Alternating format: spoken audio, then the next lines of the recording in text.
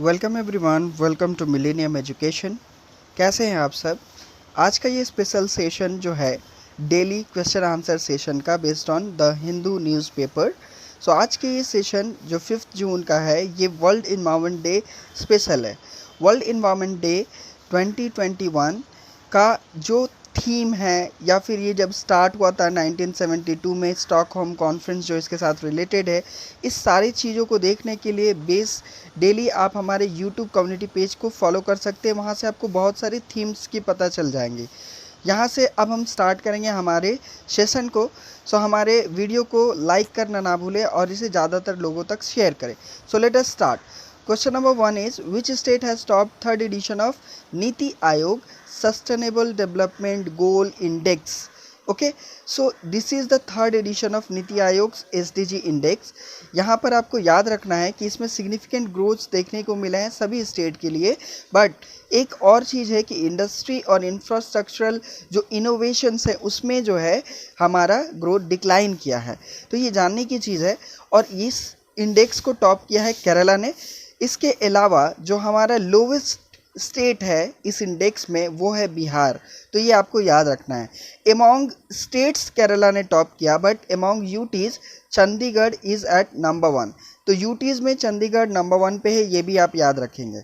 Next question is related with this question. कल आपके ये जो द हिंदू न्यूज़पेपर में नीति आयोग एसडीजी इंडेक्स से रिलेटेड जो न्यूज़ आया था उसमें ही बताया गया था, जैसे जीनी कोएफिशिएंट का इस्तेमाल इनइक्वलिटी इन इनकम को मापने के लिए किया जाता है, इसी तरह पाल्मा रेशियो का भी यूज जो है इनइक्वलिटी इन इनकम को चेक करने के लिए, मेज़र करने के लिए किया जाता है। तो ये आपको याद रखना है, ये आपके एग्ज़ाम के पर्सपेक्टिव से इकोनॉमिक के लिए बहुत ही इम्पॉर्टेंट है, तो ये आप याद रखेंगे।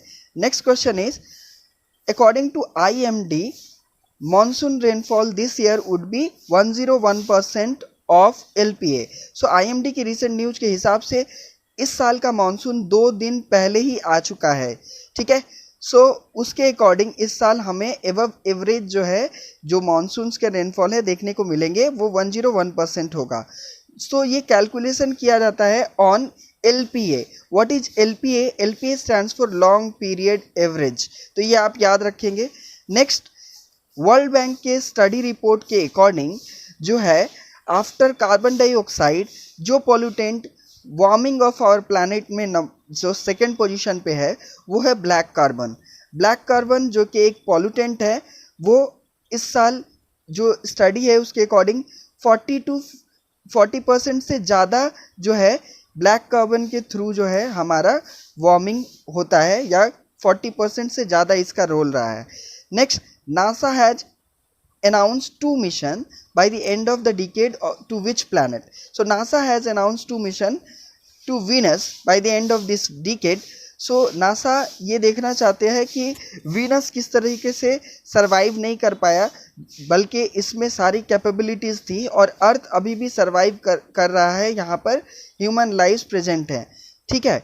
नेक्स्ट क्वेश्चन है, name of the representative of India to ICC 100% cricket future leaders programme. So ये ICC का एक नया प्रोग्राम है जिसके लिए इंडिया से 2 रिप्रेजेंटेटिव, एक मैच रेफरी हैं विजय लक्ष्मी नरसिम्हन और एक media person turn sports management professional है हरिनी राणा। इन दोनों को इस ICC 100% cricket future leaders programme में रिप्रेजेंट किया गया है फ्रॉम इंडिया।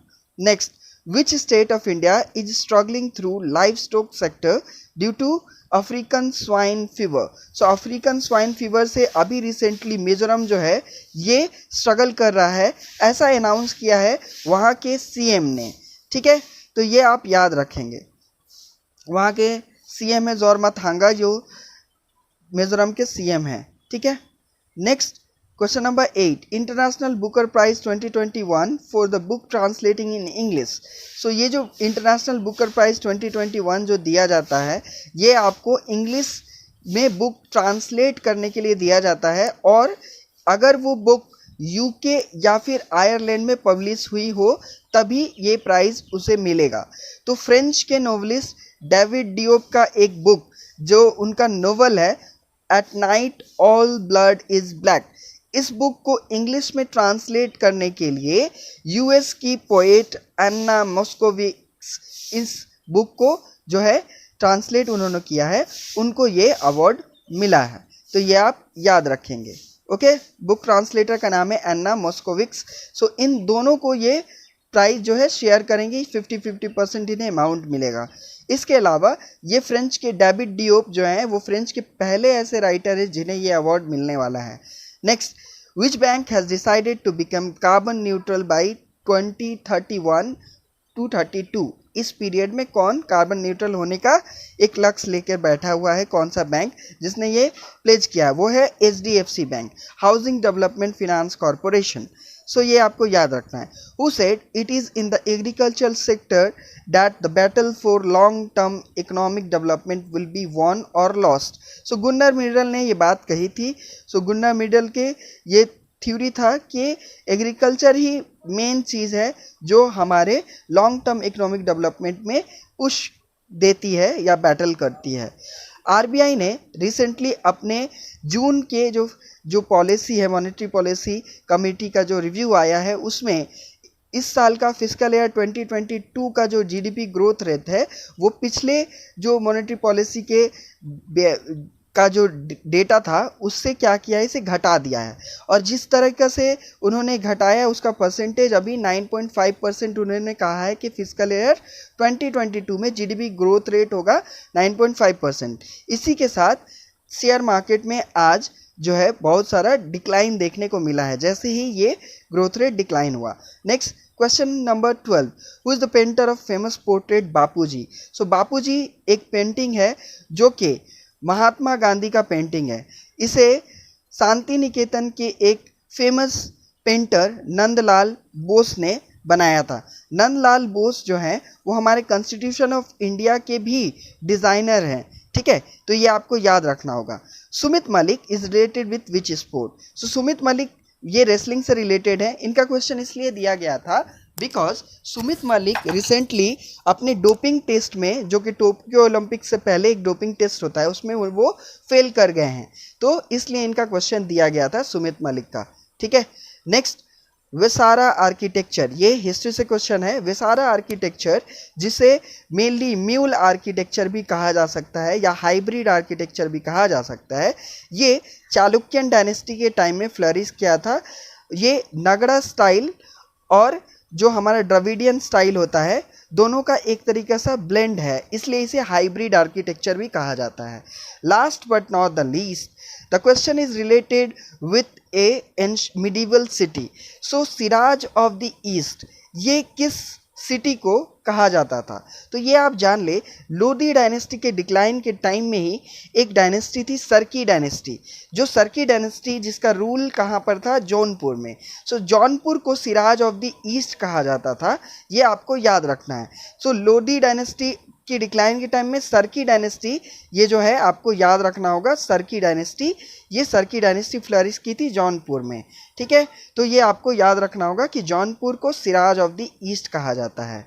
सो आज के लिए ये 15 क्वेश्चन मैंने आपके लिए बनाए थे। इसके अलावा एक क्वेश्चन मैं आपको बताना चाहूँगा जो आज के न्यूज़पेपर से रिलेटेड है कि आपको ये जानना ज़रूरी है कि अभी मार्केट में एक बहुत ही इम्पॉर्टेंट टर्म जो है वो चल रहा है जिसका नाम है रेड टूरिज़्म। सो रेड टूरिज़्म जो है ये किस कंट्री से रिलेटेड है? तो रेड टूरिज़्म जो वर्ड है ये पीपल रिपब्लिक ऑफ चाइना से रिलेटेड है। वो इससे क्या करते हैं, अपने लॉस्ट हेरिटेज को जानने की कोशिश करते हैं, इसलिए उनका नाम है रेड टूरिज़्म। तो ये आप याद रखेंगे, ये क्वेश्चन भी आपके लिए उतना ही इम्पॉर्टेंट है। तो मैं आपको बताता चलूँ कि हमारे इस पीडीएफ को डाउनलोड करने के लिए आप लोग हमारे टेलीग्राम चैनल को ज्वाइन करें, कल आपको इसका पीडीएफ मिल जाएगा। सो हमारे इस वीडियो को फॉलो करें, हमारा ये वीडियो डेली बेसिस पे आपके लिए आता रहेगा। थैंक्स फॉर वॉचिंग, और हमारे यूट्यूब कम्युनिटी पेज को ज़रूर फॉलो करें, वहाँ से आपको स्पेशल थीम्स वगैरह जानने को मिलेंगी। Thanks for watching. A happy world environment day to all of you. Save life through planting trees.